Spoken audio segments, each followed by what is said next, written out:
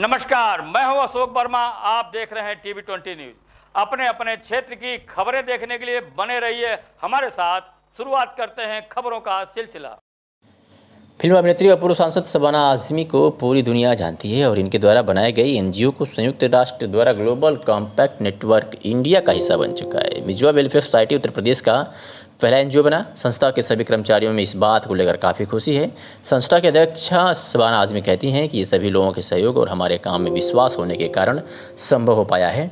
संयुक्त राष्ट्र global mark compact दुनिया भर में व्यवसायियों को स्थायी और सामाजिक रूप से जिम्मेदार नीतियों को अपनाने के लिए प्रोत्साहित करने और उनके कार्यान्वयन की रिपोर्ट करने के लिए एक गैर बाध्यकारी संयुक्त राष्ट्र संधि है।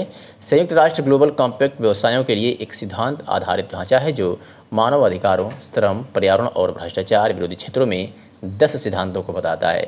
ग्लोबल कॉम्पैक्ट के तहत कंपनियों को संयुक्त राष्ट्र एजेंसियों, श्रम समूहों और नागरिक समाज के साथ लाया जाता है। हम वो सब कुछ कर सकते हैं जो हमारा भाई कर सकता है, बस हमें मौका मिलना चाहिए।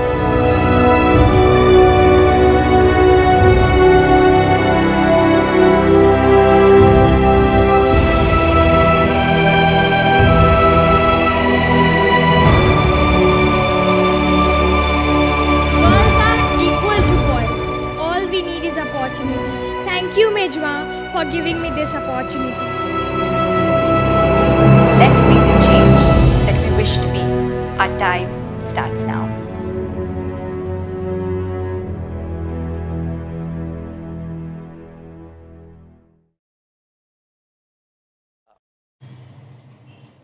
विद्युत कर्मचारी संयुक्त संघर्ष समिति की आज आजमगढ़ में सभा में विद्युत कर्मचारी संयुक्त समिति के सदस्यों को निजीकरण से होने वाली हानियों के बारे में विस्तार से अवगत कराया गया।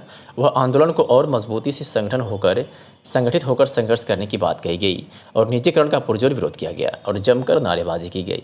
इस सभा में इंजीनियर पल्लव मुखर्जी, वरिष्ठ उपाध्यक्ष अभियंता संघ इंजीनियर अरुण सिंह, इंजीनियर संदीप प्रजापति, राज्य विद्युत परिषद जूनियर इंजीनियर संगठन के वरिष्ठ केंद्रीय उपाध्यक्ष इंजीनियर बलवीर यादव, अवधेश कुमार, चंदन यादव, जयशंकर वर्मा सहित तमाम लोग अपने अपने विचार व्यक्त किए। मैं Syed Munawwar Ali, hydro electric employees union का प्रांतीय उपाध्यक्ष और विद्युत कर्मचारी संयुक्त संघर्ष समिति का एक घटक जो है हाइड्रो उसका। तो आप लोगों की कौन सी मांगे हैं? सबसे पहले तो ये निजीकरण जो किया जा रहा है, और जब बिजली बोर्ड का विघटन हुआ सन 2000 में, और उस वक्त इन्हीं की भाजपा ही की सरकार थी, और उस वक्त हम लोगों से समझौता हुआ था कि अगर इससे कोई फ़ायदा नहीं होगा तो हम फिर से बिजली बोर्ड का गठन कर देंगे। लेकिन उसका उल्टा हो रहा है। आज पूर्वांचल का जो है वो निजीकरण किया जा रहा है, और निजीकरण से बिजली महंगी होगी, जनता को परेशानी होगी, प्रदेश का विकास अवरुद्ध होगा, इस तरह की महंगाई बढ़ेगी और मेहनतकश आवाम का भी नुकसान होगा। इसलिए हम ये आंदोलन कर रहे हैं। अगर आपकी ये मांगे पूरी नहीं होती तो आप आगे क्या कल लखनऊ में विद्युत कर्मचारी संयुक्त संघर्ष समिति की बैठक है, जितनी भी यूनियन हैं इनके साथ, और करीब करीब सभी यूनियन हैं, और उसमें हम अगला निर्णय लेंगे कि हम इसके बाद क्या करें। मैं बलवीर यादव, केंद्रीय वरिष्ठ उपाध्यक्ष, राज्य विद्युत परिषद जूनियर संगठन, और हम लोग घटक दल हैं संयुक्त संघर्ष समिति के। आज किस मामले को लेकर आप लोग धरने पे? पूर्वांचल का जो निजीकरण किया जा रहा है उसके विरोध में हम लोग आज ध्यानाकर्षण सभा किए हैं, और हमारा ये ध्यानाकर्षण सभा की शुरुआत हम लोग पूर्वांचल के मुखिया, चूँकि पूर्वांचल का निजीकरण हो रहा था तो हम पूर्वांचल के मुखिया के कार्यालय के समक्ष 1 तारीख से शुरू किए हैं। आज हमारा जो लगातार 9वां दिन चल रहा है। धरना प्रदर्शन के माध्यम से आपकी मांगे? हमारी मांगे सिर्फ एक ही है कि निजीकरण नहीं होना चाहिए। निजीकरण ना ही जनता के हित में है, ना कर्मचारियों के हित में है, ना ही किसानों के हित में है, ना ही बुनकरों के हित में, ना ही रोजगार के हित में है। अगर आपकी ये मांगे पूरी नहीं होती तो आगे आपकी क्या रणनीति है? आज हमारी 9 तारीख की लास्ट जो है ध्यानाकर्षण सभा है। 10 तारीख को हम केंद्रीय संयुक्त संघर्ष समिति के केंद्रीय कार्यकारिणी की बैठक करेंगे और बैठक के बाद उसका निर्णय लेंगे और कल उसका उद्घोष करेंगे। आजमगढ़ में the tehsil bar association Nizamabad का वार्षिक चुनाव एल्डर्स कमेटी की देखरेख में संपन्न हुआ, जिसमें अध्यक्ष पद के उम्मीदवार श्री अनिल कुमार राय 42 मत पाकर विजयी घोषित हुए, तो वहीं मितई यादव 37 वोट पाकर दूसरे स्थान पर रहे। मंत्री पद के उम्मीदवार श्री प्रमोद कुमार यादव कुल 49 मत पाकर विजयी घोषित हुए, तो वहीं वीर बहादुर राणा कुल 30 मत पाकर दूसरे स्थान पर रहे। अशोक अस्थाना वरिष्ठ उपाध्यक्ष, कमलेश यादव कनिष्ठ उपाध्यक्ष, योगेंद्र प्रसाद यादव कोषाध्यक्ष, सह मंत्री पद के तीनों पदों पर विनोद कुमार यादव, धर्मेंद्र चतुर्वेदी, कृष्णदेव राय एडवोकेट, वरिष्ठ कार्यकारिणी सदस्य पद पर किशोरी लाल गुप्ता निर्विरोध निर्वाचित घोषित किए गए। एल्डर्स कमेटी के चेयरमैन जमालुद्दीन एडवोकेट, योगेंद्र राय, Mewalal Gupta advocate, Ramjeet Prasad Gupta advocate, Suryabhan Gupta advocate ने विजयी प्रत्याशियों को जीत का प्रमाण पत्र देते हुए बधाई दी। आजमगढ़ जिले का सगड़ी तहसील प्रतिवर्ष बाढ़ के प्रकोप से घिरा रहता है। सेड़ू गांव के लाखों की आबादी प्रतिवर्ष इस विपदा को झेलती है, लेकिन प्रशासन तब जागता है जब बांधा कटता है या कोई बड़ी घटना होती है। नदी का जलस्तर कम होने के बाद घाघरा में कटान शुरू हो गया है, जिससे आबादी प्रभावित तो हो रही है। वहीं देवरा खास राजा गाँव का बधावा पूर्वा का प्राथमिक पूर्व माध्यमिक विद्यालय बघावा की कुल 8 कमरे सहित शौचालय घाघरा में विलीन हो रहे हैं। तो ये ग्रामीण वीरेंद्र माघरू, विजय कुमार, राजकुमार व अशोक कुमार अपने आसियाने को तोड़ने में लगे हैं। नायब तहसीलदार सगड़ी मयंक मिश्रा ने लेखपाल को निर्देश दिया है कि ग्रामीणों को जमीन चिन्हित कर आवंटन करें। जिस तरह से घाघरा रौद्रूप बनाए हुए हैं, उससे कुल 35 घर कभी भी घाघरा में विलीन हो सकते हैं। आइए सुनाते हैं कि ग्रामीण ने क्या कुछ कहा। ग्राम सभा देवरा खास राजा के त्रिस्तरीय कमेटी के प्रधान चंद्रकेश निषाद हूँ। इस देवरा खास राजा में बगावा पूरे 20 दिन से कट रहा है। इसका कोई न तो अधिकारी आ रहा है, न कोई यहाँ पे प्रशासन यहाँ पे दिख रही है। पूरे घर को अपने हाथ से अपने लोगों को अपने लोग तोड़ के लेके जा रहे हैं, मगर प्रशासन किसी तरह के यहाँ पे अधिकारी का और न इसको कोई भी इनको कोई भी मदद नहीं मिल रही है। देखिए सामने खड़ा ये प्राइमरी जूनियर स्कूल था, ये भी टूट के पानी में चला जा रहा है। इसके भी लिए कोई भी सुनवाई नहीं हो रही। आजमगढ़ के मुबारकपुर में उप जिलाधिकारी ज्वाइंट मजिस्ट्रेट गौरव कुमार अचानक पहुंचे अमीलो बाजार, जहां उन्होंने दुकानों पर पहुंचकर मास्क और सैनिटाइजर की जांच की और दुकानदारों का एहसास दिलाया कि लॉकडाउन 4 के दिशा निर्देशों का पालन करना होगा, अन्यथा कार्रवाई की जाएगी। गौरव कुमार आईएएस के नेतृत्व में जांच टीम जैसे ही अमीलों के महाजन बाग पहुंची, जहां दुकानदार बिना मास्क के अपनी दुकान पर बैठे थे। कई दुकानदारों और आखिरों को जो बिना मास्क लगाए जा रहे थे उन पर जुर्माना लगाया गया, जबकि 3 दुकानों को सील कर दिया गया। इस अवसर पर एसडीएम गौरव कुमार ने कहा कि जब आप लोग अपने स्वयं के जीवन के बारे में चिंतित नहीं हैं तो आप दूसरों की देखभाल के लिए क्या करेंगे। लेकिन प्रशासन सभी के बारे में चिंतित है, हम उन लोगों को माफ़ नहीं करेंगे जो इससे अनजान है। उन्होंने कहा कि जुर्माना लगाने का उद्देश्य पैसा कमाना नहीं है, बल्कि लोगों को जागरूक करना है। उन्होंने यह भी चेतावनी दी कि हम फिर से आएंगे और पालन न करने वालों के खिलाफ कड़ी कार्रवाई करेंगे। क्या कुछ कहा आईएएस अधिकारी गौरव कुमार ने, सुनवाते हैं आपको।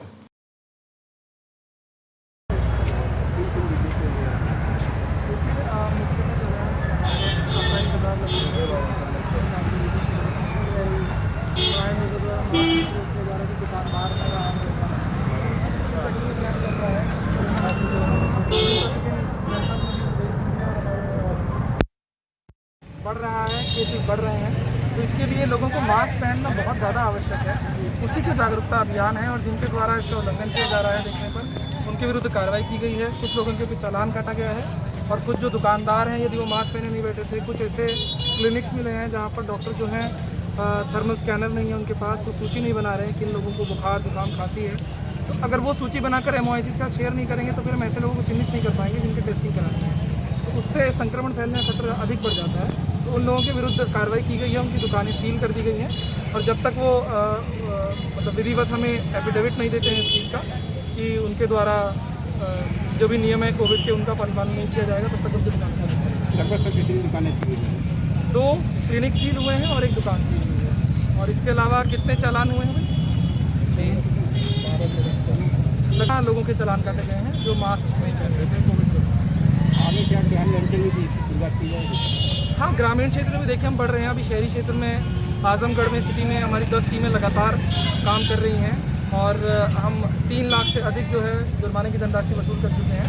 लेकिन मुख्य उद्देश्य ये नहीं है कि लोगों से अधिक धन वसूली की जाए, क्योंकि मुख्य उद्देश्य है कि लोगों में जागरूकता हो इसके प्रति कि मास्क पहनना कितना आवश्यक है और इससे कितने ही लोगों की जान वो बचा सकते हैं, अपनी भी जान बचा सकते हैं। घर जाएंगे, घर में उनके परिवार के लोग हैं, उनकी भी जान बचा सकते हैं। तो तो ये बहुत ही आवश्यक है, इसके प्रति लोगों को जागरूक रहना। और जो दुकानदार हैं, ये व्यावसायिक वर्ग के लोग हैं, उनको ये ध्यान में रखना है कि उनकी दुकान पर दिन में सैकड़ों लोग आ रहे हैं, उनको सैनिटाइज़र, थर्मल स्कैनर, रजिस्टर, जिन व्यक्तियों का टेम्परेचर यदि ज़्यादा आ रहा है, और अपने जो स्टाफ लगे हैं वो मास्क अवश्य पहनें, क्योंकि अगर वो खुद ही नहीं पहनेंगे तो फिर लोगों को कैसे कहेंगे कि आप मास्क पहन कर आएँ। तो ये बहुत आवश्यक है। पुलिस अधीक्षक ने बताया कि थाना बैरदक के बंधवा मंदिर के पास बेसो नदी में पानी में एक बॉडी कपड़े से लिपटी मिली है, जो गुलाबी साड़ी, नीली छेड़ीदार साड़ी, काली साड़ी पर हरा फूल बना है और साड़ी से बंधी हुई एक पटिया में रस्सी से बांधी हुई एक महिला, जिसकी उम्र करीब 20 से 25 वर्ष, मृत अवस्था में पाई गई है। जो नीले कलर की जींस लेगी पहनी है, जिस पर नग की छींट बनी है, वह ब्लू कलर की कुर्ती व पर दोनों बाँ पर कटिंगदार पट्टी बंधी है, जो करीब 1-2 दिन या इससे अधिक की है, जो पटिया में बंधी है। शरीर पर कोई जाहिर चोट परिलक्षित नहीं हो रहा है। जगह जगह चमड़ी पानी के कारण फूलकर छोड़ दी है। शव को नदी से निकालकर आवश्यक कार्रवाई की जा रही है। शव के आसपास जनता के काफ़ी लोग आए, परंतु शिनाख्त नहीं हो पाई। शव की शिनाख्त सूचना मिलने पर तत्काल COG नंबर 9454402905 पर संपर्क करें। आजमगढ़ के रौना पर सगड़ी तहसील के उत्तर में भीमली के पूर्वा मवेशियों के चारे का संकट छाया हुआ है। इस वक्त 1 दर्जन से अधिक गाँव बाढ़ की चपेट में है। शौच करने के लिए लोगों को काफ़ी दूर जाना पड़ रहा है। बाढ़ क्षेत्र में हर तरफ त्राही त्राही मची हुई है। ऐसे हालात में आज प्रखर सामाजिक सेवा समिति ने दिवारा खास राजा व जिन लोगों का मकान घाघरा में विलीन हो चुका है, उन लोगों को कपड़े, मास्क, फल, साबुन, सैनिटाइजर देने का कार्य किया। सैकड़ों लोगों को कपड़े, मास्क, फल, साबुन, सैनिटाइजर देने का कार्य किया गया। प्रबंधक राजवंत सिंह ने बताया कि लगातार हो रही कटान से देवरांचल के लोगों की सैकड़ों एकड़ जमीन घाघरा में विलीन हो चुकी है। बाढ़ आने से लोगों की मुख्य फसल गन्ना तथा धान बुरी तरह से बर्बाद हो चुका है। इस मौके पर प्रबंधक राजवंत सिंह, प्रदेश अध्यक्ष सुमन सिंह, प्रदेश उपाध्यक्ष अमित लता सिंह सहित तमाम लोग मौजूद रहे। आजमगढ़ जनपद के थाना गंभीरपुर में लेखपाल अतुल यादव गोलीकांड का पुलिस अधीक्षक ने खुलासा करते हुए कहा कि यह मामला प्रेम प्रचंड का है। गोली मारने वाला मुख्य आरोपी वीर प्रताप चौहान निवासी सागढ़ थाना गंभीरपुर को पुलिस ने गिरफ्तार कर लिया है। एक युवती से वीर प्रताप का प्रेम प्रपंच चल रहा था और युवती बाद में लेखपाल के संपर्क में आ गई थी, जिसे लेकर दोनों में विवाद हुआ था, जिसके बाद वीर प्रताप ने अपने 3 साथियों के साथ लेखपाल को गोली मार दी थी। इस घटना में 3 लोग नामजद किए गए थे। आपको बता दें कि 1 सप्ताह पूर्व अपने क्षेत्र से घर आते समय मोटरसाइकिल सवार 3 युवकों ने लेखपाल को गोली मार दी थी, जिनका उपचार के बाद हालत सामान्य है। इस घटना को लेकर लेखपाल संघ ने SP को मिलकर लेखपालों की सुरक्षा व लेखपालों के ऊपर हो रही जानलेवा हमले की जांच व कार्रवाई की मांग की थी। आइए सुनाते हैं क्या कुछ कहा घटना के बारे में आजमगढ़ SP ने। जानलेवा हमला का मामला था और उसको लेके काफ़ी बातें चल रही थी। क्या पूरा प्रकरण निकला और पुलिस ने क्या कार्रवाई की? दिनांक 1 सितंबर को जब लेखपाल श्री अतुल यादव अपना जो कार्य था तहसील से लौट रहे थे कार्य करके, तो गंभीरपुर थाना क्षेत्र में उनके ऊपर गोली चलाई गई थी, जो उनकी जो कमर है उसके बराबर जहाँ कोनी रहती है वहाँ पर लगी थी। उन्हें तत्काल रेफ़र किया गया था वाराणसी और वहाँ का ऑपरेशन हुआ और वो खतरे से बाहर हुए, क्योंकि तत्काल उन्हें ट्रीटमेंट मिला। इस प्रकरण में 3 लोग मोटरसाइकिल पर बताए गए थे, जो वाइट अपाची थी उसमें बताए गए थे, और 32 बोर की पिस्टल के से रिवॉल्वर जो खोखे मिले थे उसके बाद 32 बोर की रिवॉल्वर से गोली चलाई गई थी। इसमें जो स्थानीय लेखपाल संघ था वो भी इस घटना से बहुत उत्तेजित हुआ था और 2-3 बार इससे भी मिला, DM साहब से भी मिला, हम लोग ज्ञापन भी दिया, और लेकिन इस विश्वास के साथ कि पुलिस इसका खुलासा करेगी, वो आंदोलन नहीं हुए और उनके विश्वास को खरा हम स्थानीय पुलिस उनके विश्वास में खरा उतरी और आज उस प्रकरण का खुलासा हुआ है और इसमें एक अभियुक्त वीर प्रताप चौहान गिरफ्तार हुआ है। उसमें एक और अभियुक्त का नाम पता चला है और जल्दी उसकी गिरफ्तारी के लिए टीमें भेजी गई है। इसमें जो वाइट अपाची घटना प्रयुक्त हुई थी वो बरामद हुई है, एक पिस्टल और कारतूस बरामद हुए हैं और इसके पीछे कारण ये था कि जो अतुल यादव है इसके निजी संबंध एक थे और वो जो वीर प्रताप चौहान है जिसमें अभियुक्त है वो भी उसके भी निजी संबंध थे। उस संबंधों के टकराट में ये घटना उसके द्वारा शुद्ध होकर वीर प्रताप चौहान द्वारा अपने साथी के साथ की गई है।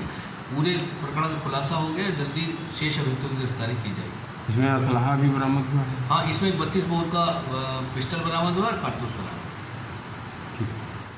आजमगढ़ जिले के थाना कप्तानगंज में चितवा गांव में एक युवक को उस समय मौत के घाट उतार दिया गया जब युवक अपनी प्रेमिका से मिलने उसके घर में घुस गया। पुलिस अधीक्षक आजमगढ़ ने बताया कि 5 लोगों को हिरासत में ले लिया गया है और उनसे पूछताछ की जा रही है। साथ ही पुलिस को निर्देश दिया गया है कि ऐसे मामलों में पुलिस सतर्कता बरते। क्या कुछ कहा एसपी आजमगढ़ ने, सुनवाते हैं आपको। जो रिमी की हत्या हुई क्या? देखिए, ये कप्तानगंज थाने का एक चौटा गांव है। उसमें एक पड़ोस का रहने वाला लड़का, जो कि एक अपने पड़ोस की लड़की से उसके कुछ प्रेम संबंध थे, रात्रि में उसके घर चला गया था। घर वालों ने उसे देख लिया, उसके साथ मारपीट की और बाद में उसकी मृत्यु हो गई। इस संबंध में 5 लोग अभियुक्त बनाए गए हैं। पांचों अभियुक्तों को गिरफ्तार कर लिया गया है और भविष्य में इस तरह की घटना ना हो, बीट कांस्टेबल्स को मेरे द्वारा निर्देशित किया गया है कि बीट में जाएं और इस तरह के जो संबंध चल रहे हैं उनके बारे में जानकारी रखें और कहीं झगड़ा होने की संभावना अगर है, आस पड़ोस का मामला है, तो उसकी बीट अंकित करके उनके खिलाफ निरोधात्मक कार्रवाई करें।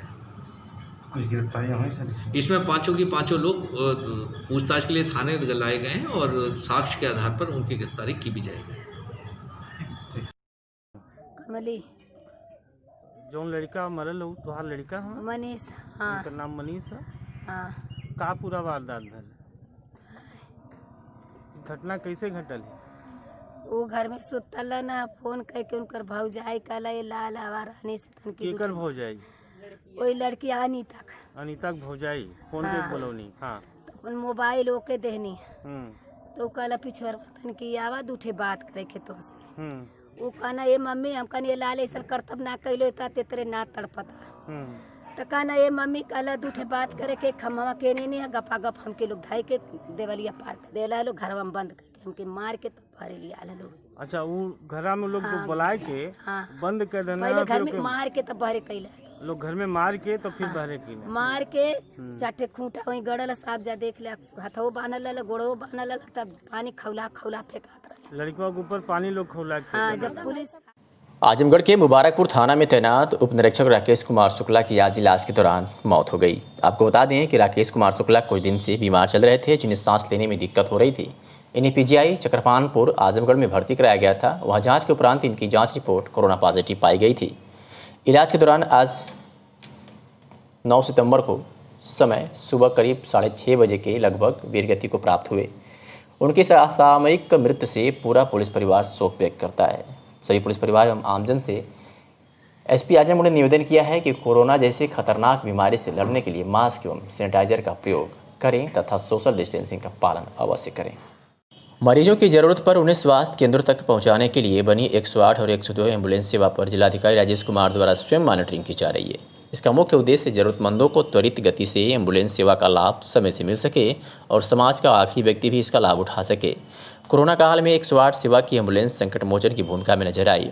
एम्बुलेंस पायलट पूरे तनमन से 24 घंटे फ़ोन कॉल आते ही बताए गए स्थान पर पहुंचकर लोगों को सेवा देने का कार्य करते नजर आए।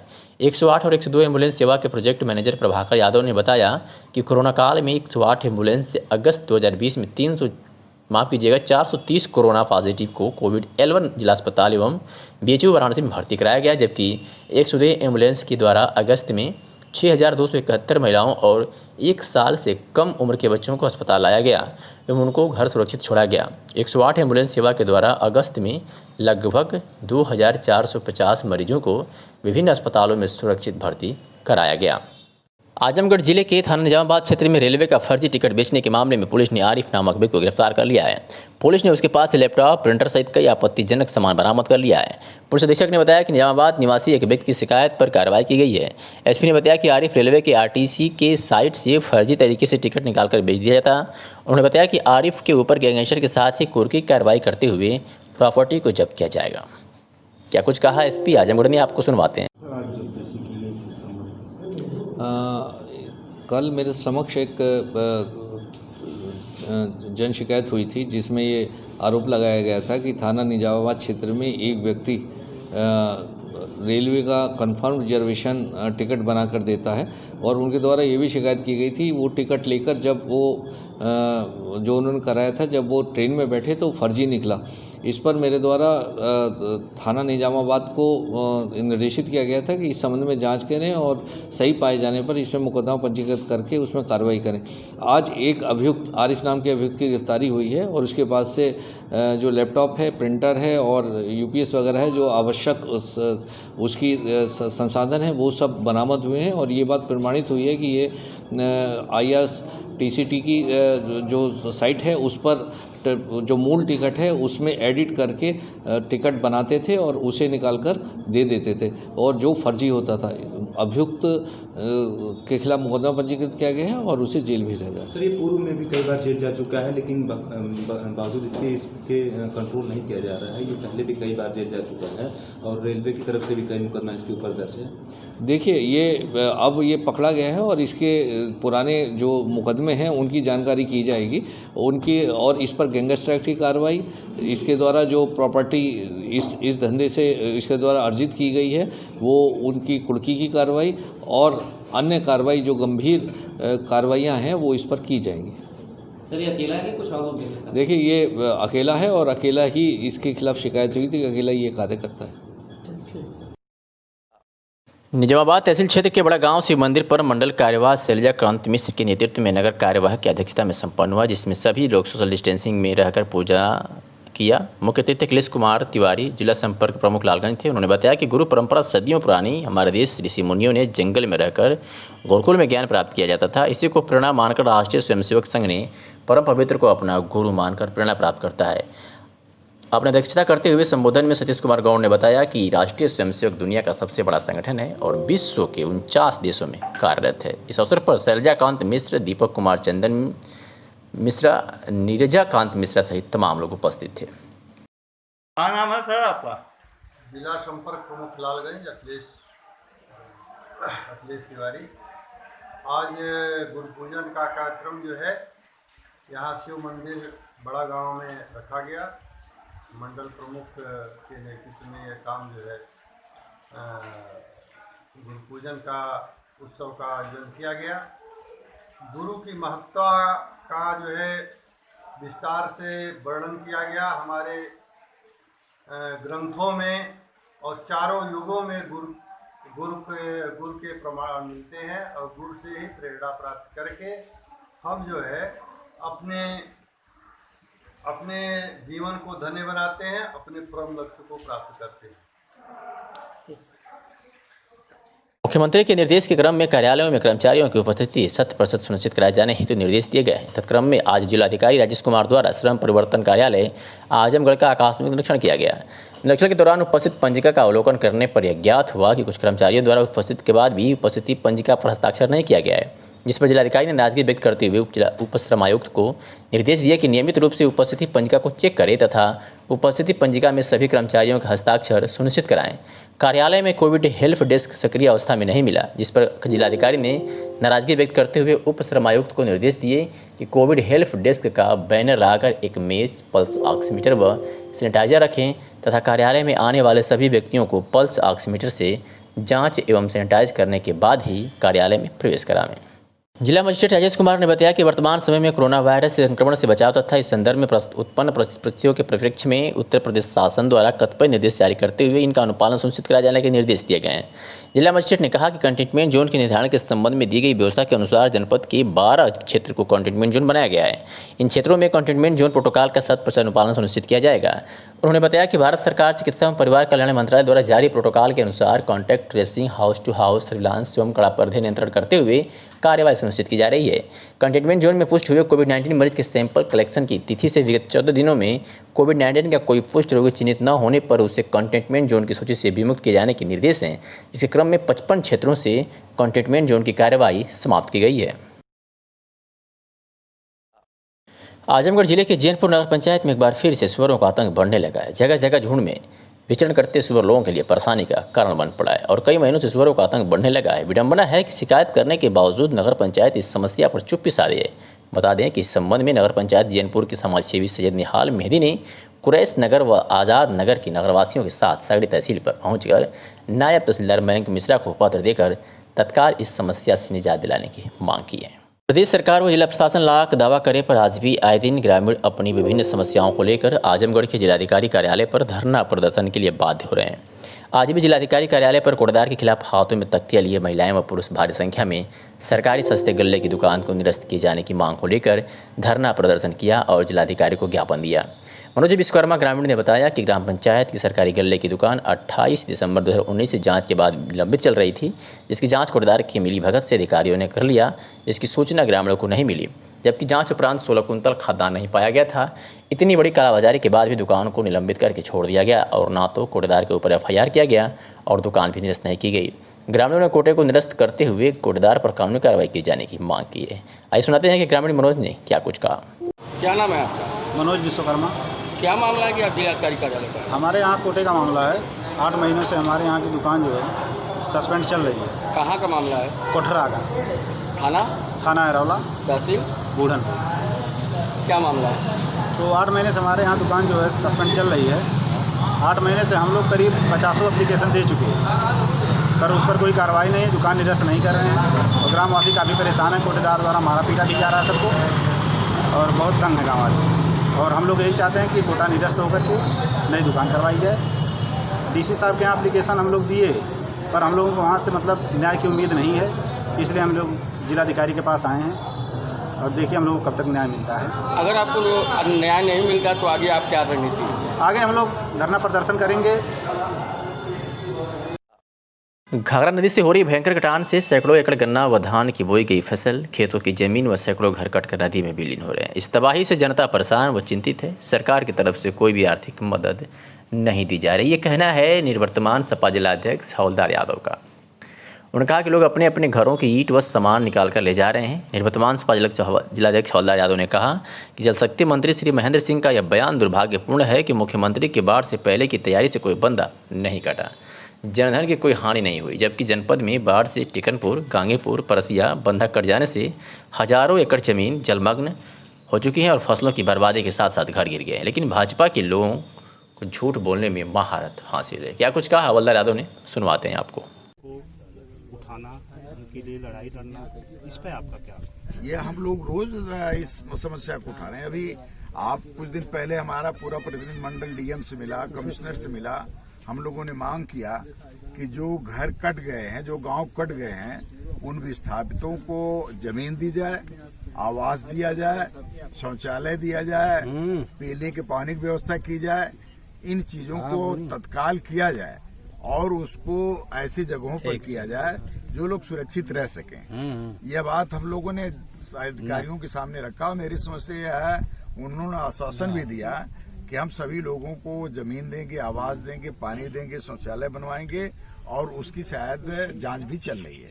और लोगों का ये भी कहना है, आम बात सुनने में आ रही है कि माननीय पूर्व मुख्यमंत्री अखिलेश यादव जी का पार्टी के राष्ट्रीय अध्यक्ष भी है, उनका संसदीय क्षेत्र है, यहाँ से सांसद है, उनको एक बार यहाँ आना चाहिए। इस बात देखिए, उनको आना चाहिए, बात आपकी सही है, लेकिन जो परिस्थितियां इस समय कोरोना काल में, जब वह निकलेंगे तो एक बहुत बड़ा हुजूम निकलेगा। कोई रोकेगा अपने को? रोक पाएगा? हजारों लाखों लोगों की तादाद जुटेगी और यही सरकार उनको आते ही रोक देती कि आपके आने से कोरोना फैलने का डर है, या गिरफ्तार कर लेती। यह परिस्थिति को देखते हुए उन्होंने, हम लोग, आप बता दीजिए कितनी बार यहाँ आए। हम तो उन्हीं के अधिकार क्षेत्र में रहकर हम लोग आ रहे हैं, उन्हीं के दायित्व को निभाने यहाँ आ रहे हैं, तो हम लोग तो पूरी सूचना उनको दे रहे हैं। और उन्होंने कहा भी है कि यह जो दिक्कत है मामूली दिक्कत नहीं है और इस दिक्कत को हमारी सरकार आएगी, इसका पूरा का पूरा सर्वे कराकर इसका हल ढूंढने का काम करेगी।